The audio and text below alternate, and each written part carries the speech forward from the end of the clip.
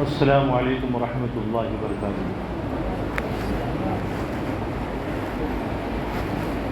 الحمد للہ نحمده ونستعینه ونستغفره ونؤمن به ونتوکل علیہ ونعوذ باللہ من شرور انفسنا ومن سیئات اعمالنا من يهده الله فلا مضل له ومن يضلل فلا هادي له ونشهد أن لا إله إلا الله وحده لا شريك له ونشهد أن سيدنا ومولانا وحبيبنا وشفيعنا محمدا عبده ورسوله الذي أرسل بالحق بشيرا ونذيرا وداعيا إلى الله بإذنه وسراجا منيرا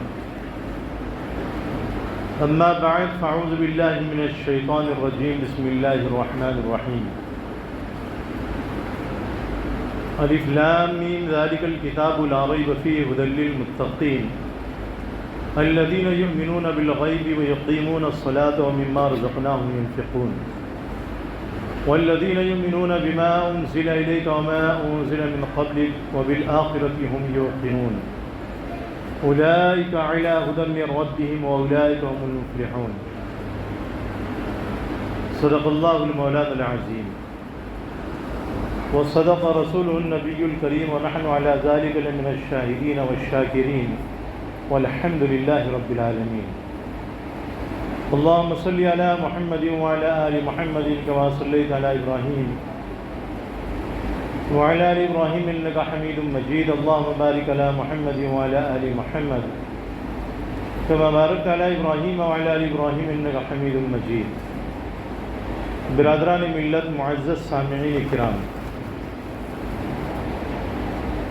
آج تراویح میں قرآن کریم مکمل ہوا۔ قرآن کریم شروع ہوتا ہے سورۃ الفاتحہ سے اور مکمل ہوتا ہے سورۃ الناس پر، لیکن قرآن کریم کے اختتام پر یہ بزرگان دین کا طریقہ رہا ہے کہ سورہ بقرہ کی شروع کی کچھ آیتیں بھی پڑھی جاتی ہے تاکہ جو ہے بعد میں قرآن کریم اور واپس پڑھا جائے۔ تو بزرگان دین کا جو طریقہ ہوتا ہے وہ ہمارے لیے کامیابی کا ذریعہ ہوتا ہے۔ تو قرآن کریم کی سب سے پہلی سورت سورۃ الفاتحہ ہے۔ سورۃ الفاتحہ میں اللہ نے بیان فرمایا الحمدللہ رب العالمین، تمام تعریفیں اللہ کے لیے ہیں جو تمام جہاں کا رب ہے، پروردگار ہے۔ اللہ رب العزت نے اس آیت کریمہ میں اپنی ربوبیت کا اور اپنے پروردگار ہونے کا بیان فرمایا ہے۔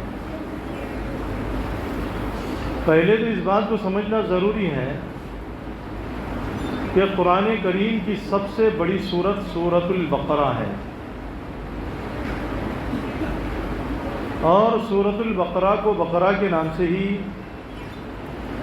پکارا جاتا ہے، بولا جاتا ہے۔ حدیث پاک میں بھی جو یہ بات منقول ہے، صحابہ کے آثار میں بھی یہ بات منقول ہے، اور بعض حدیث ایسی ہیں کہ جن میں سورۃ البقرہ کو سورۃ البقرہ کہنے سے منع کیا گیا ہے، مگر وہ روایت صحیح نہیں ہے۔ صحیح بات تو یہ ہے کہ سورۃ البقرہ کو سورۃ البقرہ کہا جاتا ہے، اور سورۃ البقرہ قرآن کریم کی سب سے لمبی سورت ہے، سب سے بڑی سورت ہے، اور بہت جامع سورت ہے۔ سورۃ البقرہ کا نزول نبی کریم صلی اللہ علیہ وسلم کے ہجرت کرنے کے بعد مدینہ طیبہ میں ہوا، اور مدینہ طیبہ میں وقتاً فوقتاً جیسے جیسے ضرورت پڑتی گئی سورہ بقرہ کا نزول ہوتا رہا، مختلف زمانے میں مختلف موقعوں پر، اور مختلف آیتیں نازل ہوتی رہی۔ اور نبی کریم صلی اللہ علیہ وسلم کا جو حج تھا فتح مکہ کے وقت میں، جب مکہ فتح ہوا تو فتح مکہ کے بعد میں سورۃ البقرہ کی سود سے متعلق جو آیات ہیں الذين يأكلون الربا لا يقومون إلا كما يقوم الذي يتخبطه الشيطان من المس. یہ فتح مکہ کے بعد نازل ہوئی. اور سورہ بقرہ کی یہ آیت واتقوا یوما ترجعون فیہ الی اللہ ثم توفی کل نفس ما کسبت وهم لا یظلمون. یہ سن 10 ہجری میں نبی کریم صلی اللہ علیہ وسلم مینا کے موقع پر، جس کو جو ہے حجۃ الوداع کہا جاتا ہے، آپ صلی اللہ علیہ وسلم حج کے فرائض ادا کرنے میں مشغول تھے. اس وقت میں نازل ہوئی. اور اس آیت کریمہ کے نزول کے 80 یا 90 دن کے بعد میں نبی کریم صلی اللہ علیہ وسلم اس دنیا سے وفات فرما گئے. جب آپ گئے تو ظاہر سی بات ہے کہ وحی کا سلسلہ بھی منقطع ہو گیا، ختم ہو گیا، کیونکہ اللہ رب العزت نے حضرت محمد الرسول اللہ صلی اللہ علیہ وسلم کو خاتم النبیین بنا کر کے بھیجا تھا. جب آپ خاتم النبیین ہیں تو آپ کے اوپر جو وحی نازل ہوئی ہے تو وہ آخری وحی آپ کی وفات کے ساتھ میں جو ہے مکمل ہو گئی. اب آپ صلی اللہ علیہ وسلم کے بعد میں کوئی نیا نبی پیدا ہونے والا نہیں. ہاں، حضرت عیسیٰ علیہ السلام حضور صلی اللہ علیہ وسلم سے پہلے پیدا ہو چکے ہیں. اور اسی وجہ سے جب یہودیوں نے حضرت عیسیٰ علیہ السلام کو مارنے کی سازش کی تھی اور رومیوں کی پولیس حضرت عیسیٰ علیہ السلام کو گرفتار کرنے کے لیے گئی، اور رومیوں نے اور ان کی پولیس نے اپنے ایک فرد کو حضرت عیسیٰ علیہ السلام کو پکڑنے کے لیے، گرفتار کرنے کے لیے حضرت عیسیٰ علیہ السلام کے کمرے میں بھیجا، تو اللہ رب العزت نے حضرت عیسیٰ علیہ السلام کو آسمان پر اٹھا لیا. بل رفعہ اللہ الیہ وکان اللہ عزیزا حکیما. اللہ نے عیسیٰ علیہ السلام کو آسمان پر اٹھا لیا. رفع کا ذکر اللہ رب العزت نے قرآن کریم میں بیان فرمایا حضرت عیسیٰ علیہ السلام کے اٹھانے کے متعلق، اور حضرت عیسیٰ علیہ السلام کے نزول کے متعلق حدیث پاک میں اللہ کے رسول صلی اللہ علیہ وسلم نے فرمایا، اور وہ بھی حدیث متواتر ہے، تسلسل کے ساتھ میں ہم تک یہ پہنچی ہے. تو حضرت عیسیٰ علیہ السلام قرب قیامت میں اس دنیا میں نازل ہوں گے، پیدا نہیں ہوں گے بلکہ نازل ہوں گے، کیونکہ حضور علیہ السلام کے بعد میں کوئی نیا نبی پیدا ہونے والا نہیں. اب جو دعویٰ کرے کہ بھائی میں نبی ہوں، تو اب اس کے بارے میں سب سے پہلے تحقیق کرنا ضروری ہے. اب وہ شخص جو ہے نا جھوٹا ہوگا، مکار ہوگا، کذاب ہوگا، لوگوں کو گمراہ کرنے والا ہوگا، ضال ہوگا، مضل ہوگا. اب اس شخص کی بات کا کوئی اعتبار نہیں. تو نبی کریم صلی اللہ علیہ وسلم کو اللہ نے خاتم النبیین بنا کر کے بھیجا، اور وحی کا سلسلہ آپ علیہ السلام پر منقطع ہو گیا. اب کوئی وحی نازل ہونے والی نہیں، کیونکہ کوئی نیا نبی پیدا ہونے والا ہی نہیں. عیسیٰ علیہ السلام بھی اس دنیا میں آئیں گے تو نبی کریم صلی اللہ علیہ وسلم کی شریعت کے تابع ہوں گے. کس کے تابع ہوں گے؟ نبی کریم صلی اللہ علیہ وسلم کی شریعت کے تابع ہوں گے. اور وہ پہلی نماز جب پڑھیں گے تو حضرت مہدی رضی اللہ تعالی عنہ کے پیچھے پڑھیں گے. مہدی علیہ السلام مت بولنا آپ لوگ، سمجھ میں آئی بات؟ یہ علیہ السلام جو ہے نا، یہ مسلمانوں کا طریقہ نہیں ہے. مہدی رضی اللہ تعالی عنہ، کیونکہ حضرت عیسیٰ کے صحابی ہوں گے نا، تو اس لیے ان کو رضی اللہ تعالیٰ عنہ کہنا ضروری ہے. تو پھر اس کے بعد میں جو نماز پڑھائیں گے تو حضرت عیسیٰ علیہ السلام پڑھائیں گے. تو کہنے کا اصل مقصد یہ ہے کہ عیسیٰ علیہ السلام بھی جب آئیں گے تو نبی کریم صلی اللہ علیہ وسلم کی شریعت کے تابع ہوں گے. اب آپ صلی اللہ علیہ وسلم کے بعد میں کوئی وحی کا سلسلہ جاری نہیں رہا، وحی کا سلسلہ ختم ہو چکا. اور یہ سورہ بقرہ قرآن کریم کی بڑی عظیم الشان صورت ہے، بڑی لمبی صورت ہے، بڑی طویل صورت ہے. نبی کریم علیہ الصلاۃ والتسلیم نے اس سورۃ پاک کے بارے میں بیان فرمایا. کس کے بارے میں؟ سورۃ البقرہ کے متعلق، کہ سورۃ البقرہ کو پڑھا کرو. آج کل ہم کیا کرتے ہیں، سورۃ البقرہ کو ہم خود نہیں پڑھتے، بلکہ جو ہے نا حافظوں کو کرائے پر بلایا جاتا ہے، اور کرائے پر بلا کر کے جو ہے نا ہم اپنے گھروں میں پڑھاتے ہیں. دیکھو، اگر برکت کے طور پر آپ پڑھا رہے ہو تو اس کی اجرت دینا بھی ناجائز ہے، اور ان حافظ صاحب کو بھی جو ہے نا اس کی اجرت لینا ناجائز ہے. اور اگر علاج کے طور پہ آپ پڑھوا رہے ہو، جن کو بھگانے کے لیے، آصف کو بھگانے کے لیے، شیطان کو بھگانے کے لیے، سمجھ میں آ رہی بات؟ تو اس میں جو ہے علماء کرام نے گنجائش دی ہے کہ بھائی اجرت کا لینا اور دینا دونوں جائز ہے. مگر برکت کے طور پر آپ پڑھا رہے ہو، اور اسی طریقے سے آپ لوگ اپنے گھر میں اگر قرآن خوانی کرواتے ہو برکت کے لیے، تو اس میں بھی جو ہے نا لینا دینا ناجائز ہے. اور اگر علاج کے طور پر پڑھا رہے ہو، یہ بھائی بیوی کے اوپر آصف سوار ہو گیا، جن سوار ہو گیا، تو اب اس کو رفع دفع کرنا ہے، بھگانا ہے، تو اب اس صورت میں لینے دینے کی گنجائش ہے. تو بہرحال ایک الگ مسئلہ تھا جس کا بیان کرنا بھی اب حضرات کے سامنے ضروری تھا، کیونکہ ڈاکٹر کے پاس میں بھی ہم علاج کرنے کے لیے جاتے ہیں نا، ڈاکٹر کو بھی فیس دی جاتی ہے اور ڈاکٹر بھی فیس لیتا ہے نا، تو علاج کے طور پر جو ہے نا دونوں جائز ہیں. اور جیسا کہ بخاری کی روایت سے بھی یہ بات معلوم ہوتی ہے، عبداللہ ابن عباس کی روایت ہے، اور حضرت ابو سعید خدری رضی اللہ تعالیٰ عنہ کی بھی روایت ہے کہ انہوں نے ایک جگہ کے ایک یعنی صاحب کا علاج کیا تھا، جو شہر گاؤں کا رہنے والا تھا اور وہاں کا بادشاہ تھا. تو اس کو جو ہے نا کوئی تکلیف ہو گئی تھی، تو حضرت ابو سعید خدری رضی اللہ تعالیٰ عنہ نے اس کا علاج کیا تھا، مگر اس شرط کے ساتھ میں کیا تھا کہ میں اس کے بدلے میں جو ہے اتنی بکریاں لوں گا. مظاہر حج جدید میں بھی جو ہے نا یہ روایت نقل کی ہے.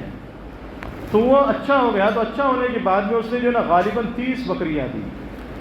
دوسرے صحابہ نے کہا کہ بھائی آپ نے کیسے بکریاں لی، یہ لینا تو جائز نہیں ہے، درست نہیں ہے. جب تک ہم نبی کریم صلی اللہ علیہ وسلم سے نہ پوچھ رہے اس وقت تک کہ جو ہے ہم اس کو نہیں لیں گے. نبی کریم صلی اللہ علیہ وسلم سے پوچھا گیا تو حضور نے فرمایا کہ اس کو آپس میں تقسیم کرو اور اس میں میرا بھی حصہ جوڑو. تو اس سے جو ہے نا یہ بات معلوم ہوتی ہے علاج کے طور پر لینے دینے کی اجازت ہے. تو نبی کریم صلی اللہ علیہ وسلم نے بیان فرمایا سورہ بقرہ کو پڑھا کرو.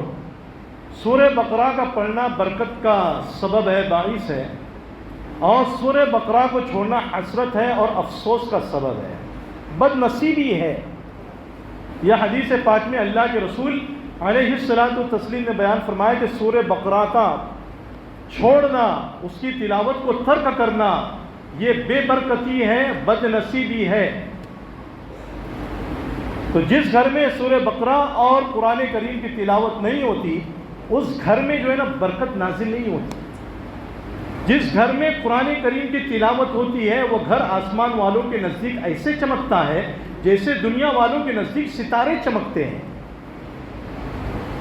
اور جب گھر میں قرآن کریم کی تلاوت نہیں ہوگی تو اس میں اندھیرا ہی اندھیرا ہوگا، قرآن کریم کی روشنی کہاں سے ہوگی؟ اللہ نے تو قرآن کریم میں بیان فرمایا ان هذا القرآن یہدی للتی ہی اقوم ویبشر المؤمنین الذین یعملون الصالحات ان لهم اجرا کبیرا وان الذین لا یؤمنون بالآخرۃ اعتدنا لهم عذابا الیما. یہ قرآن کریم سب سے سیدھا راستہ دکھاتا ہے. گھر میں آپ قرآن کریم پڑھو، مسجدوں میں آپ قرآن کریم پڑھو، یہ آپ کے لیے برکت کا باعث ہوگا، برکت کا سبب ہوگا. اگر آپ گھر میں بھی نہیں پڑھتے، مسجد میں بھی نہیں پڑھتے تو ظاہر سی بات ہے کہ یہ ہماری بد نصیبی ہے، افسوس ہے، یہ قلق کا مقام ہے کہ ہم نے خدا کی وہ کتاب جس میں اللہ کے قانون موجود ہے، جس میں خدا کے قوانین موجود ہے، اس کو ہم نے ترک کر دیا. دنیا کے قانون کو ہم نے جو ہے نا سارے قانون کو ہم نے معلوم کر لیا. یہ بھائی یہ قانون پر جو ہے نا عمل نہیں ہوگا تو ایسا ہوگا، اس قانون پر عمل نہیں ہوگا تو ویسا ہوگا، اس قانون پر عمل نہیں ہوگا تو ایسا ہوگا، اور اس قانون پر عمل ہوگا تو ایسا ہوگا، اس قانون پر عمل ہوگا تو ایسا ہوگا. سارے قانون معلوم کر لیے ہندوستان کے قانون جو ہے نا لوگوں کو بہت سارے معلوم ہو گئے. آج کے زمانے میں جو ہے نا جن کو معلوم نہیں تھا ان کو بھی معلوم ہو گیا. لیکن 1450 سال پہلے تقریباً یہ قرآن کریم نازل ہوا. ہمارے آبا و اجداد پڑھتے آ رہے ہیں, ہم پڑھتے آ رہے ہیں, اور ہم کو قرآن کریم کے قانون معلوم نہیں.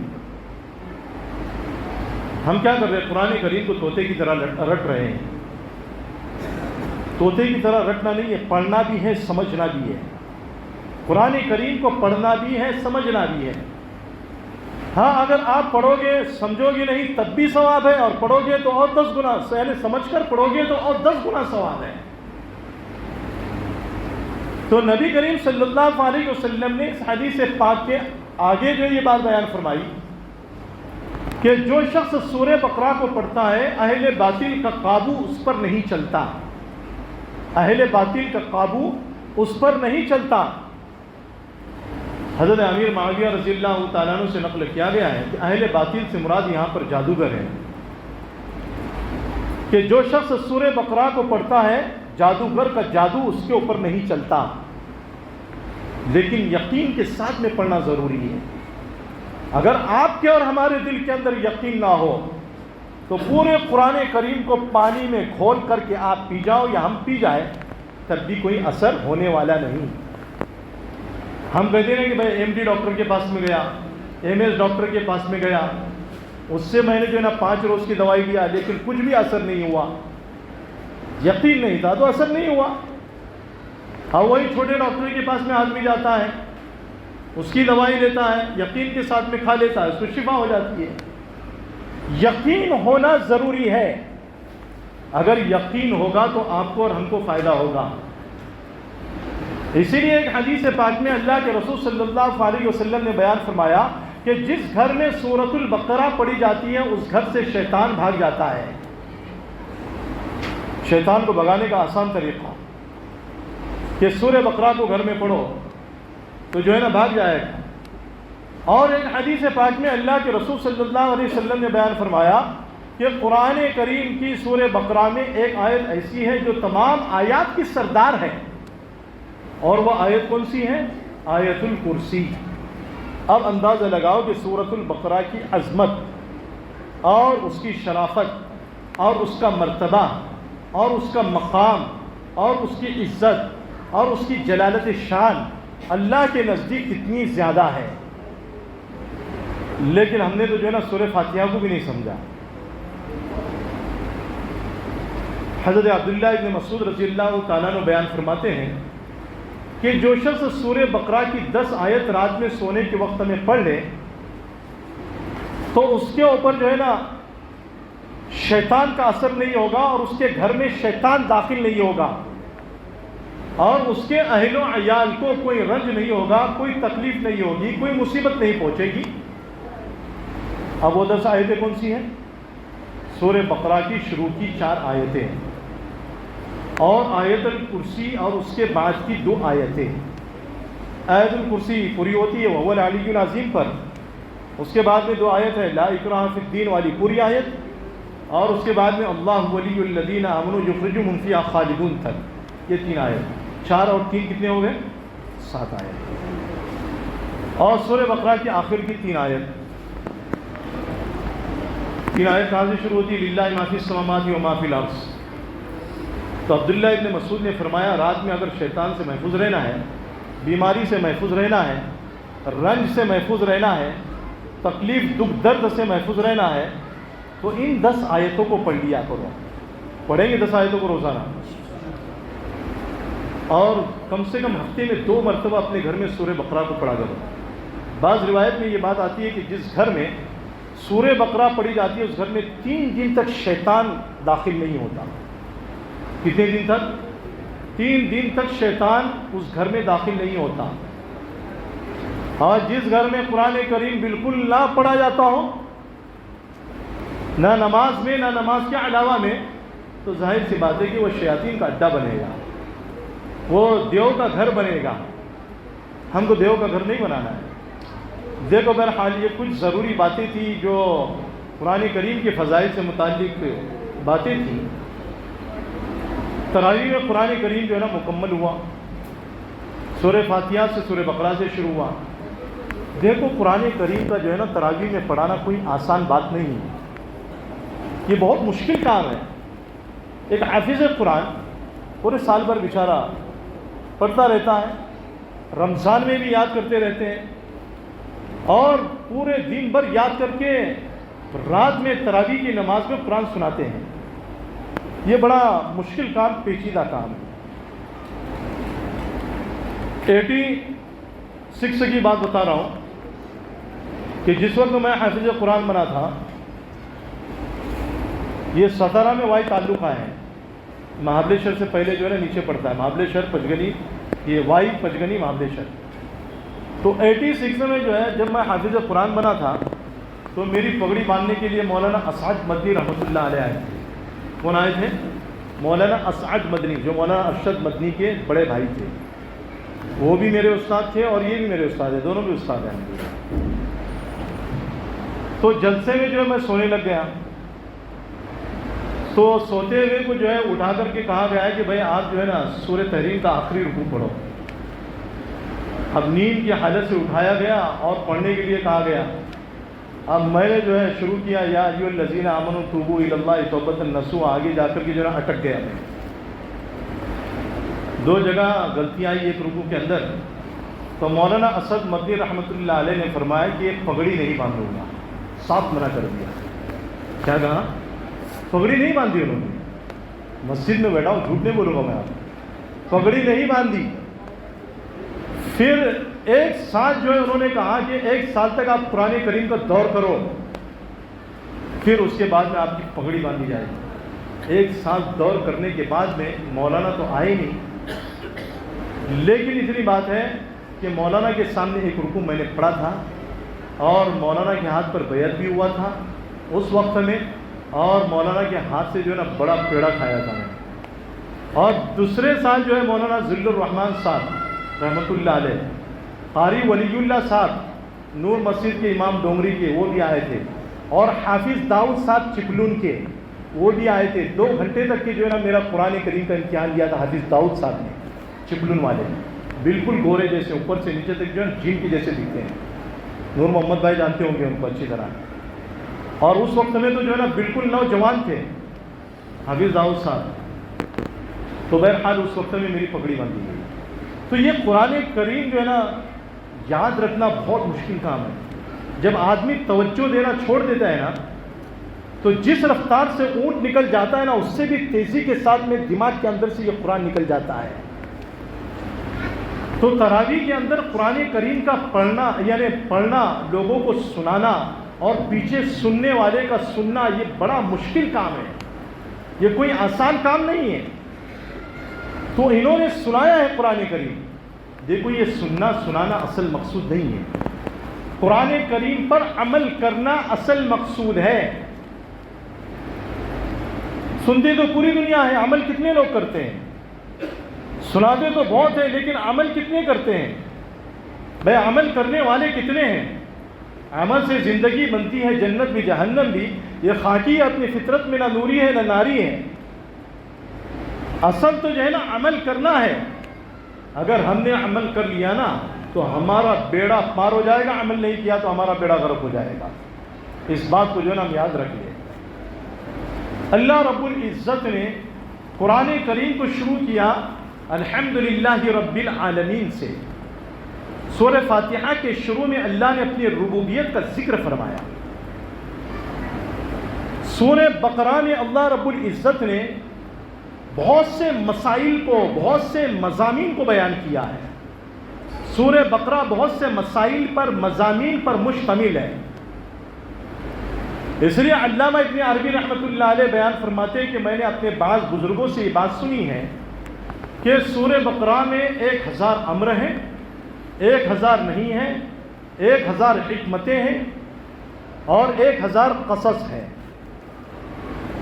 اس لیے جو ہے نا حضرت عمر رضی اللہ تعالیٰ عنہ نے سورہ بقرہ کو تفسیر کے ساتھ میں 12.5 سال یا 12 سال کے عرصے میں پورا کیا تھا، یاد کیا تھا۔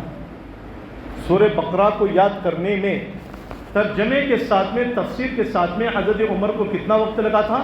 12 سال۔ اور ان کے صاحبزادے حضرت عبداللہ ابن عمر کو 8 سال لگے تھے۔ سورۃ الفاتحہ پورے قرآن کریم کا خلاصہ ہے۔ کیا ہے سورۃ الفاتحہ؟ پورے قرآن کریم کا نچوڑ۔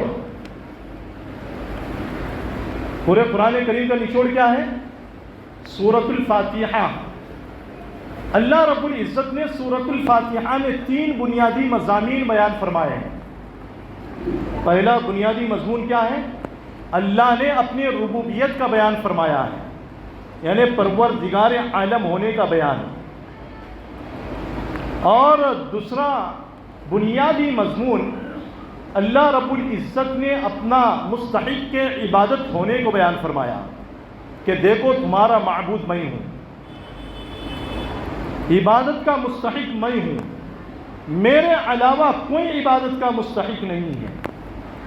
اور تیسرا بنیادی مضمون سورہ فاتحہ میں اللہ رب العزت نے طلب ہدایت کے متعلق بیان فرمایا کہ بندہ کہتا ہے اہدنا الصراط المستقیم صراط الذین انعمت علیہم غیر المغضوب علیہم ولا الضالین، اے اللہ ہم کو صراط مستقیم پر چلا، ان لوگوں کے راستے پر جن پر آپ نے انعام فرمایا۔ انعام کن پر فرمایا؟ نبیوں پر، صدیقین پر، شہداء پر، صالحین پر۔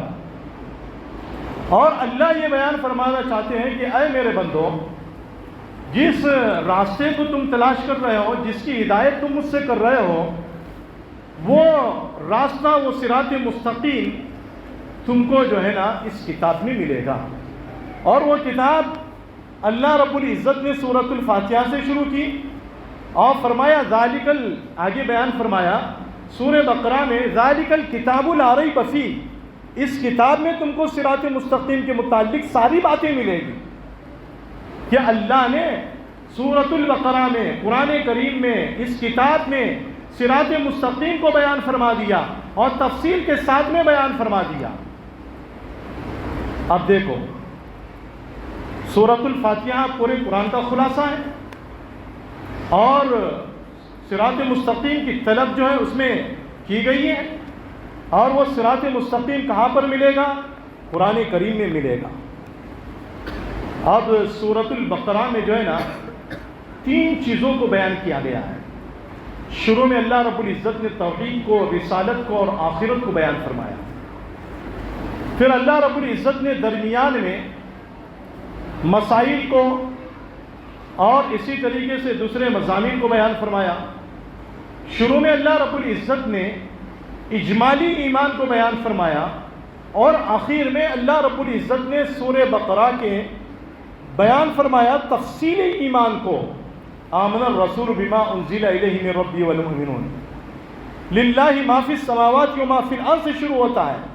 کل آمن باللہ وملائکتہ وکتبہ ورسلہ لا نفرق بین احد من رسلہ وقالوا سمعنا واطعنا غفرانک والیہ المصیر۔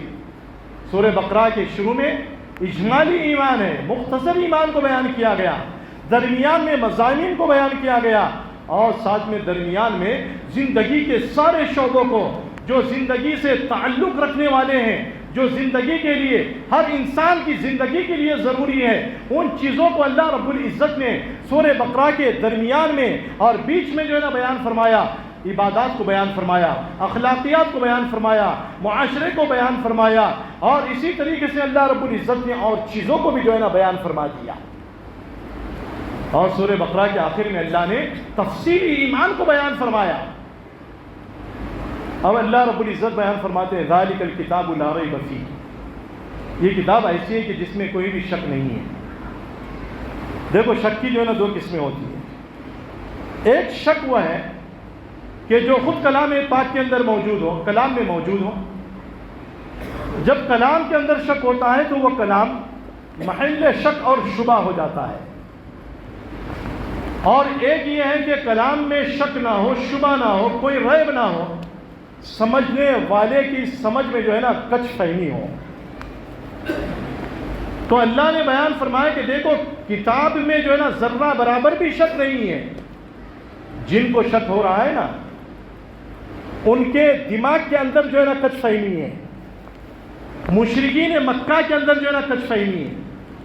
اللہ نے سورۃ البقرہ کی شروع کی 4 آیت میں ایمان والوں کا ذکر فرمایا، اور بعد کی 2 آیت میں اللہ رب العزت نے جو پکے ٹھکے اہل کفر تھے نا، جن کے دلوں کے اوپر مہر لگ چکی تھی، جیسے جلالین کی جو تفسیر ہے، جلالین جو تفسیر کی کتاب ہے، اس میں 2 لائن کی درمیان جو نے لکھا ہے، جیسے ابو جہل ابو لہب، ابو جہل کے اوپر اللہ کی طرف سے کفر کی مہر لگ چکی تھی کہ یہ کفر کی حالت میں مرنے والا ہے، جیسے اس کے دل کے اوپر مہر لگ چکی تھی، اور ایسے اللہ کے علم میں جو آج موجود ہیں جن کے دلوں کے اوپر مہر لگ چکی ہے وہ بھی اس میں داخل ہے. تو 2 آیتوں میں اہل کفر کے متعلق بیان فرمایا.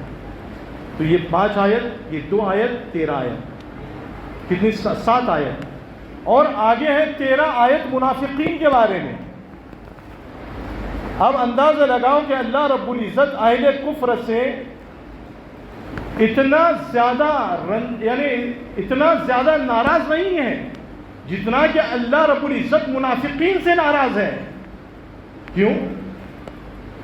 اللہ رب العزت نے اہل کفر کا ذکر 2 آیتوں میں بیان فرمایا اور منافقین کا ذکر 13 آیتوں میں بیان فرمایا. تو ناراض کس سے زیادہ ہے اللہ؟ بھائی منافقین سے ناراض ہیں. اور پہلے زمانے میں بھی منافقین سے جتنا اسلام کو اور نقصان کو، مسلمانوں کو نقصان پہنچا ہے، شاید کسی اور سے نقصان پہنچا ہے. اور آج کے زمانے میں بھی منافقین سے اسلام کو اور مسلمان کو شدید نقصان ہو رہا ہے. آج کے زمانے میں غلط نہیں کہہ رہا ہوں. آپ ٹی وی کھولتے ہوں گے، ٹی وی شروع کرتے ہوں گے، یوٹیوب دیکھتے ہوں گے، وہ کچھ منافق لوگ جو لمبا کرتا پہن کر، داڑھی رکھ کر، سر پہ ٹوپی لگا کر ڈیبیٹ کرنے کے لیے بیٹھ جاتے ہیں. 2-4 باتیں اسلام کے حق میں بولتے ہیں اور باقی سب اسلام کے خلاف سنتے ہیں، نعوذ باللہ، اور وہاں سے پیسے لے دے کر کے جو ہے نا نکلتے ہیں. یہ بدمعاش قسم کے لوگ ہیں جو اسلام کو اور مسلمانوں کو بدنام کر رہے ہیں. یہ منافقین لوگ ہیں، اور ایسے منافقین سے اللہ زیادہ ناراض ہے. اس بات کو یاد رکھ لو آپ. ہمیں کفر سے بھی بچنا ہے، نفاق سے بھی بچنا ہے. دونوں چیزوں سے ہمیں بچنا ہے. جب دونوں چیزوں سے ہم بچیں گے تبھی ہمارا جو ہے نا ایمان کی حالت میں خاتمہ ہوگا. اگر ہم نے کفر کے راستے پر چلنا شروع کر دیا اور نفاق والے راستے پر عمل کرنا شروع کر دیا تو ہمارا جو ہے نا دنیا میں بھی بچنا مشکل ہے. ذلت اور خواری کا سامنا کرنا پڑے گا، اور ذلت اور خواری کی حالت میں دنیا سے رخصت ہونا پڑے گا.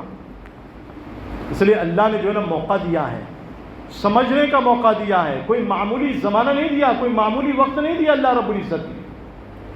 اب اللہ نے بیان فرمایا ذالک الکتاب لا ریب فیہ ھدی للمتقین، یہ کتاب متقیوں کو ہدایت دینے والی ہے. دیکھو ہدایت کے جو ہے نا 3 درجے ہوتے ہیں. کتنے درجے؟ 3 درجے. ایک ہدایت وہ ہے جو تمام مخلوقات کو اللہ رب العزت نے عطا کی ہے، جمادات کو، نباتات کو، معدنیات کو، حیوانات کو، سب کو اللہ رب العزت نے ہدایت کا درجہ عطا کیا.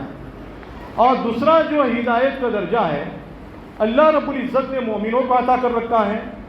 اور تیسرا جو ہدایت کا درجہ ہے وہ مومنوں کے مقربین جو اللہ کے بالکل قریبی ہیں، جن کو متقین کہا جاتا ہے، اللہ رب العزت نے ان کو ہدایت کا وہ درجہ عطا کر رکھا ہے.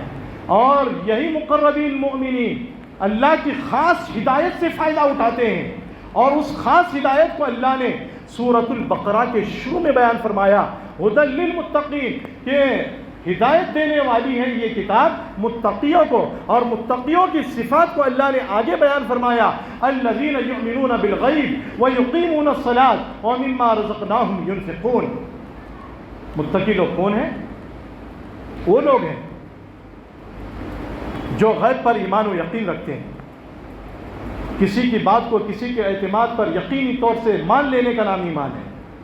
خبر رسول کو بغیر مشاہدے کے رسول کے اعتماد پر، محض رسول کے اعتماد پر مان لینے کا نام شریعت کی اصطلاح میں ایمان ہے. ہم نے رسول کو نہیں دیکھا ہے ہم نے، صرف رسول کی خبر ہم تک پہنچی ہے، ہم نے جو ہے نا اس کو مان لیا، ہم نے اس کی تصدیق کر لی، اس کے اوپر یقین کر لیا، اس کا نام کیا ہے؟ ایمان۔ سمجھ میں آ رہی بات؟ جو غیب پر ایمان و یقین رکھتے ہیں، الذین یؤمنون بالغیب ویقیمون الصلاۃ، اور نماز کو قائم رکھتے ہیں، نماز کو اوقات میں پڑھنا، ارکان کے ساتھ میں ادا کرنا، نماز کی دعوت دینا، یہ نہیں کہ صرف خود نماز پڑھ لیا، 5 وقتہ نماز ادا کر لیا، اس کو نماز کا قائم کرنے والا نہیں کہیں گے۔ اللہ رب العزت نے خصوصی طور پر اس کے متعلق قرآن کریم کے 4 پارے میں بیان فرمایا، وَلْتَكُن مِّنكُمْ أُمَّةٌ يَدْعُونَ إِلَى الْخَيْرِ وَيَأْمُرُونَ بِالْمَعْرُوفِ، کہ تم میں سے ایک جماعت ایسی ہونی چاہیے کہ جو لوگوں کو بھلائی کی طرف بلانے والی ہو،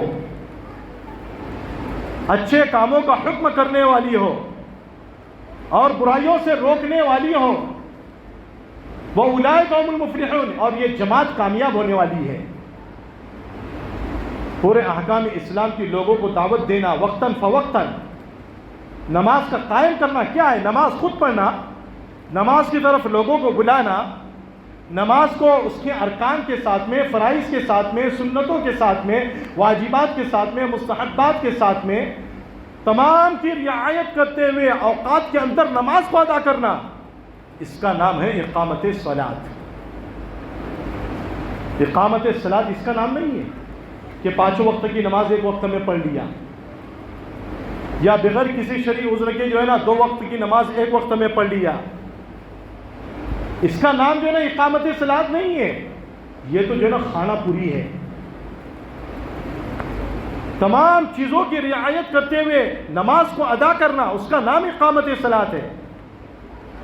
الذین یقیمون الصلاۃ ومما رزقناہم ینفقون، اور جو اللہ نے آپ کو اور ہم کو دیا ہے اس میں سے ہم اللہ کے راستے میں خرچ کرے۔ رمضان المبارک کا متبرک مقدس مہینہ ہے، سحری میں ہم خوب کھا رہے ہیں، افطاری میں ہم خوب کھا رہے ہیں، رات میں عشاء کے بعد میں خوب کھا رہے ہیں۔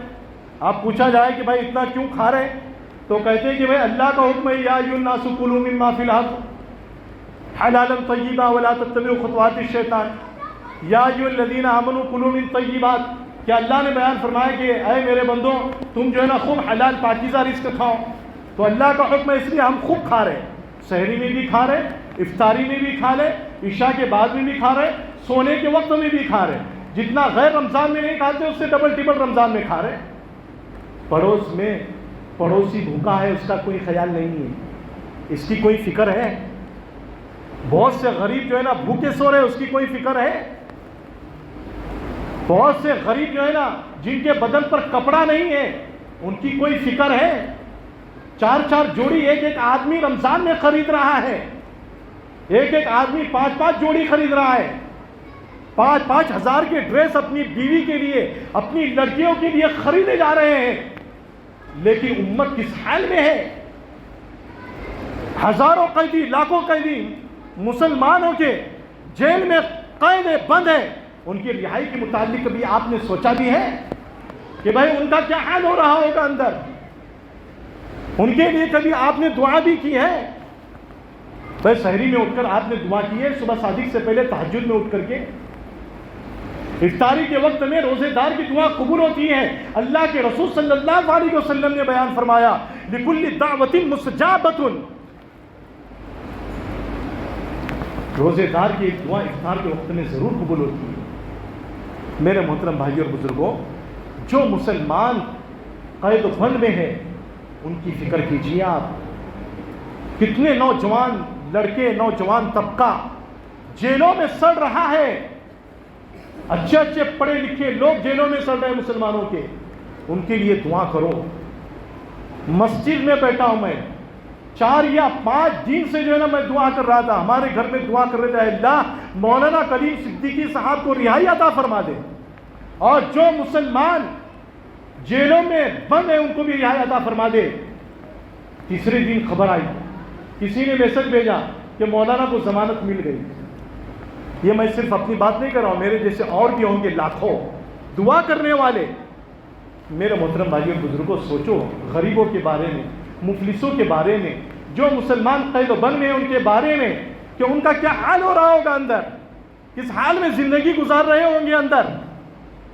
یہ بڑا نازک زمانہ ہے، یہ ایسا ویسا زمانہ نہیں ہے۔ قرآن کریم پر اگر عمل ہوگا نا تو اللہ ہماری زندگی کو آباد کریں گے، ورنہ ہمارا بیڑا غرق ہونے والا۔ مسجدوں کو آباد کرو، مسجدیں صرف رمضان کے لیے نہیں ہے، اس بات کو یاد رکھ لو آپ۔ مسجدیں صرف تراویح کے لیے نہیں ہے، مسجدیں جیسے تراویح کے لیے ہیں ویسے فجر کی نماز کے لیے بھی ہیں، ظہر کے لیے بھی ہیں، عصر کے لیے بھی ہیں، مغرب کے لیے بھی ہیں، عشاء کے لیے بھی ہیں، اشراق کے لیے بھی ہیں، اوابین کے لیے بھی ہیں، تہجد کے لیے بھی ہیں، چاشت کے لیے بھی ہے۔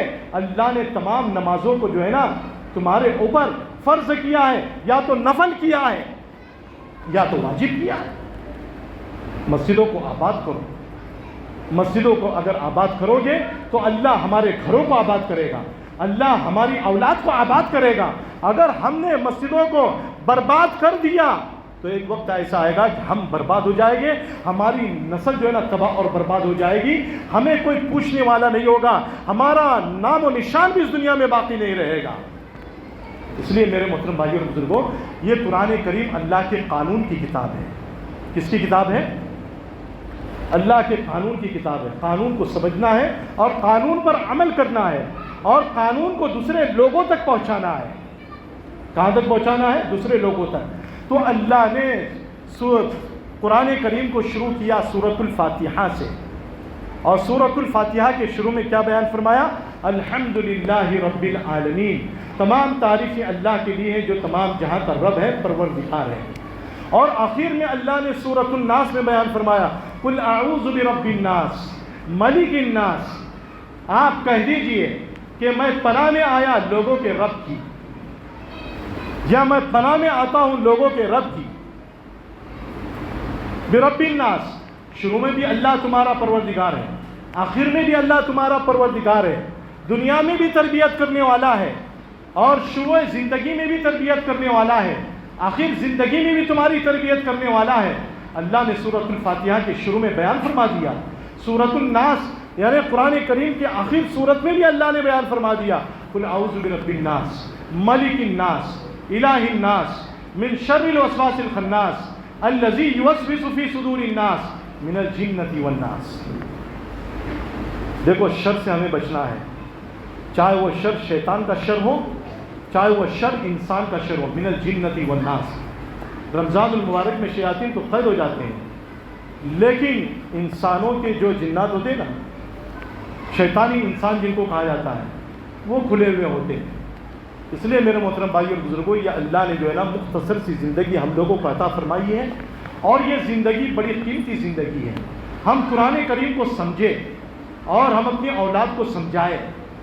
قرآن کریم کو سمجھنا ضروری ہے، لازمی ہے۔ ہم نے جو ہے نا اپنے بچوں کو اسکولوں میں بھیج کر کے جو ہے نا سائنس سمجھا دیا، جغرافیہ سمجھا دیا، اور جو ہے نا اسی طریقے سے جو ہے نا اور بھی جو ہے نا چیزیں سمجھا دی، ہنر میں ان کو جو ہے نا ہم نے مہارت دلا دیا، سب کچھ جو ہے نا ہم نے ان کو سکھا دیا، مراٹھی سکھا دی، ہندی سکھا دی، لیکن کیا قرآن کریم کو سمجھنے والا بھی ہم نے بنایا ان کو؟ کہ میرا بچہ جو ہے نا قرآن کریم کو سمجھنے والا ہے یا نہیں؟ قرآن کریم کو سمجھو، چاہے عمر چھوٹی ہو چاہے بڑی ہو۔ صحابہ کرام کی جو ہے نا بڑی بڑی عمر، تب بھی اللہ کے صلی اللہ علیہ وسلم کی خدمت میں آئے، مسلمان بنے، اور بننے کے بعد میں قرآن کریم کو سیکھا، تلاوتاً سیکھا، معنن سیکھا۔ صحابہ نے جو ہے نا شرمایا نہیں ہے، بالکل شرمایا نہیں ہے۔ جب آدمی کے اندر سے جو ہے نا علم سیکھنے کا جذبہ نکل جاتا ہے نا، تو آدمی کے اندر جو ہے نا جہالت پیدا ہو جاتی ہے، اور جاہل تو ویسے جو ہے نا وہ پیدا ہونے کے ساتھ ساتھ میں جاہل مطلق تو رہتا ہی ہے، لیکن جب عقل سلیم آتی ہے تب بھی نہ سیکھے تو جہالت اور زیادہ مضبوط ہو جاتی ہے۔ اور دوسری جو چیز ہے مداہنت، چاپلوسی۔ چاپلوسی ایک ایسی چیز ہے کہ جس کی وجہ سے آدمی کا دین جو ہے نا برباد ہو جاتا ہے۔ کیا ہو جاتا ہے؟ آدمی کا دین جو ہے نا برباد ہو جاتا ہے۔ اس لیے ہم جو ہے نا جہالت کو بھی اپنے اندر سے نکالیں، اور مداہنت کو یعنی چاپلوسی کو بھی اپنے اندر سے نکالیں، اور حقائق کو جاننے کی کوشش کریں۔